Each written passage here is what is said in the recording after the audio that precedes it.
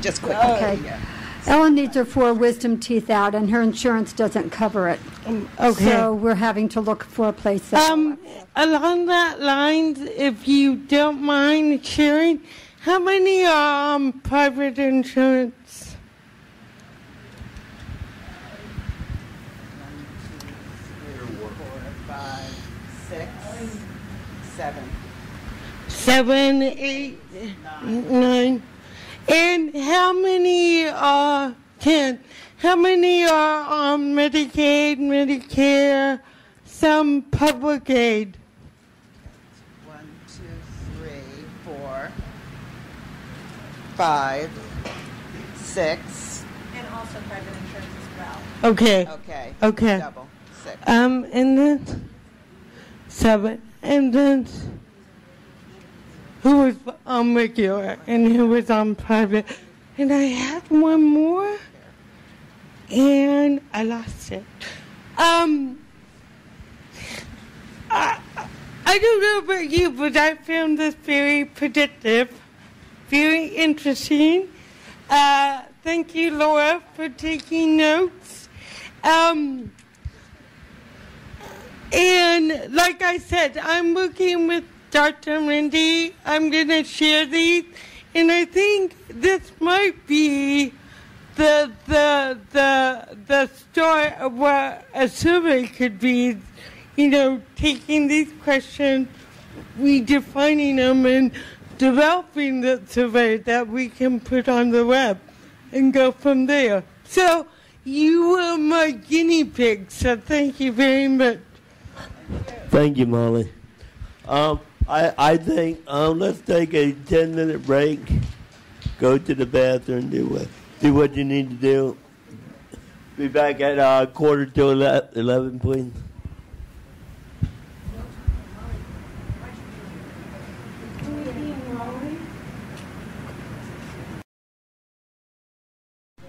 Well, thank you for coming back.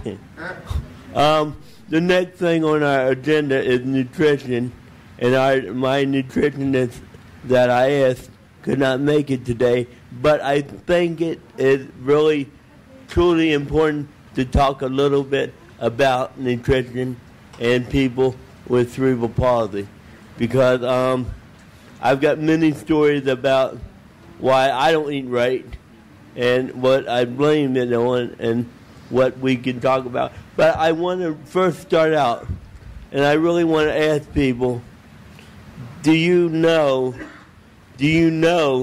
how to eat right? Do you have the knowledge? Most of us do. Most of us have the knowledge. Do most of us eat right? No. How many say no? Like, I'm a very heavy majority, which is basically pretty much a phenomenon around the country.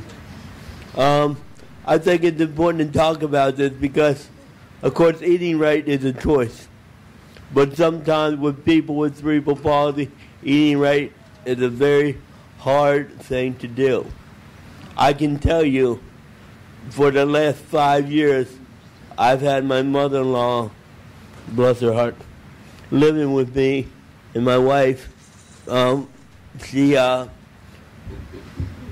Anyway, long story, but it's a season in our life, and she's a neat person, and she cooks dinner, and I can tell you, since she's moved in, we have eaten better since we normally did, because before my mother-in-law got there, our ability to prepare food were more toward pre-packaged, pre-cooked stuff that had more sodium, more salt, more everything in it, and plus, believe me, I didn't even realize this. It cost at least 3 to 4 times much more to eat from scratch versus prepared food, microwavable food, healthy choice, whatever you want to call, whatever you buy, TV dinner. And I didn't realize that until I got stuck with hundreds and hundreds of dollars worth of food bills, and we're only 3 people. So anyway, I've asked Laura to help me out with this topic, and you all know more than I can, and because we are the experts. Let me just share with you one story, one classic story I have. I'm sure we all have classic stories. I first moved into one of my apartments. This was years ago, right after I graduated from my master's program, and the counter was about 5 feet from the table. So I spent an hour and a half, and I made this great dinner. I mean, I worked my butt off. And I'm living alone, and I fixed my plate, and I tried to get my plate to the table, and I jumped.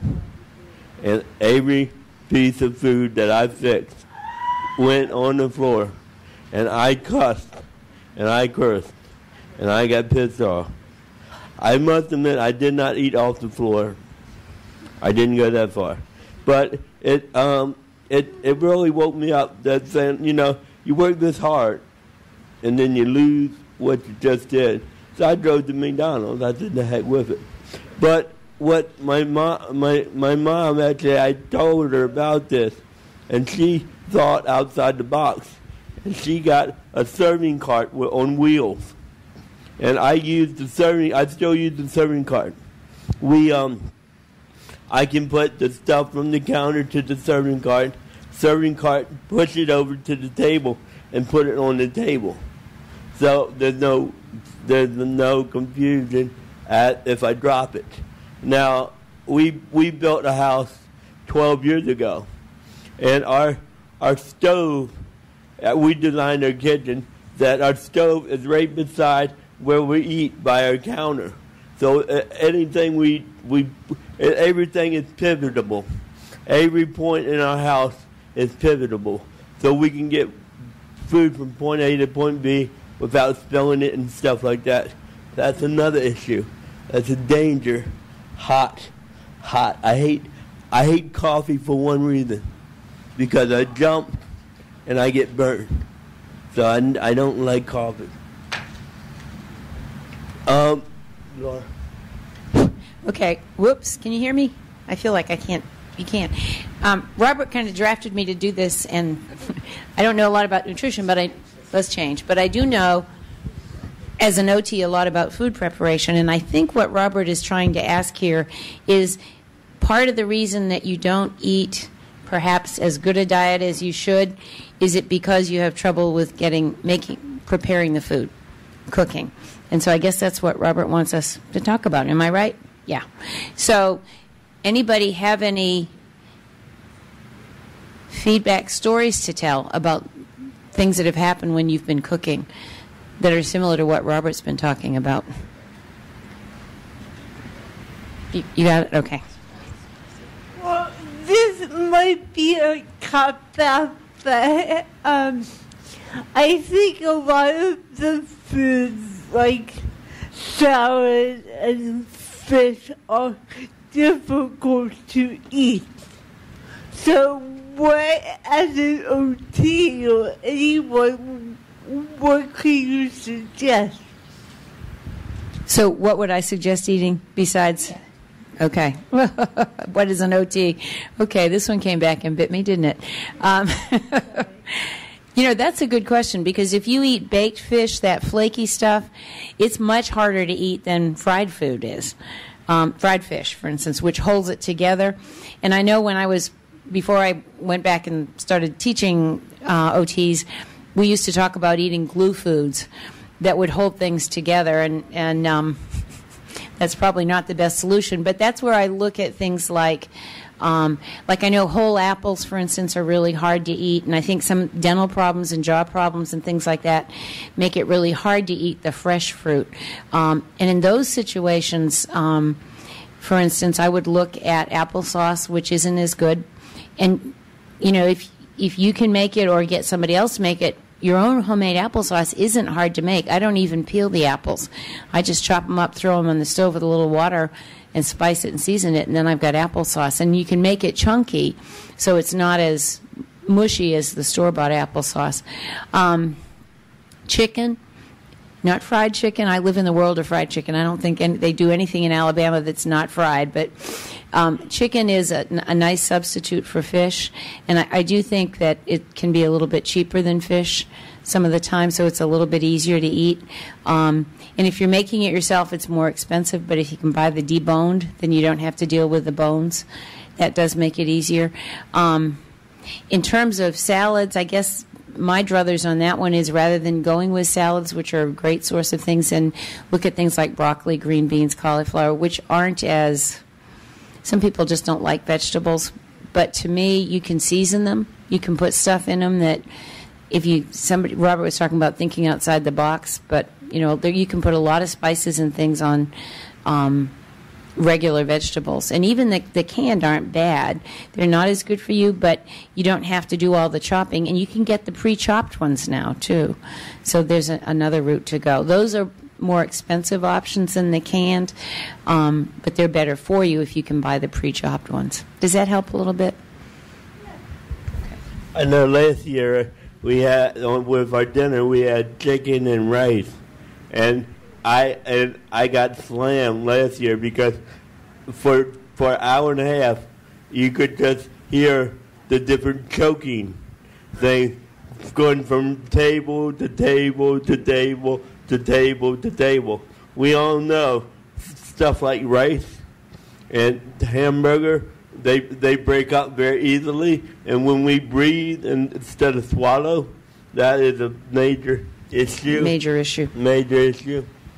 Yeah, I have a very dear friend in Birmingham who has severe CP, and he just spent 10 days in the hospital with pneumonia because he had aspirated, and they wanted to do a G-tube for him. And he really was opposed to that, and he refused to do that, but now he faces the risk of what's going to happen to him in the future. And I think that's part of the issue for him. He also has an attendant who comes in and does all his meal preparation. And because she shops for him and she does once a week, she tends to buy the stuff that's canned. She gets the pre-processed food just because it's easier for her and it takes less time and it gives her time to provide more care for him. So there's a whole other slant on that one. I wish Eddie will be here. Everybody knows that Willard. He's running late. Edward, whoever really follows the Google listserv, Edward went to a feeding tube this year, and Edward created that feeding tube. The first time I've heard a feeding tube being in a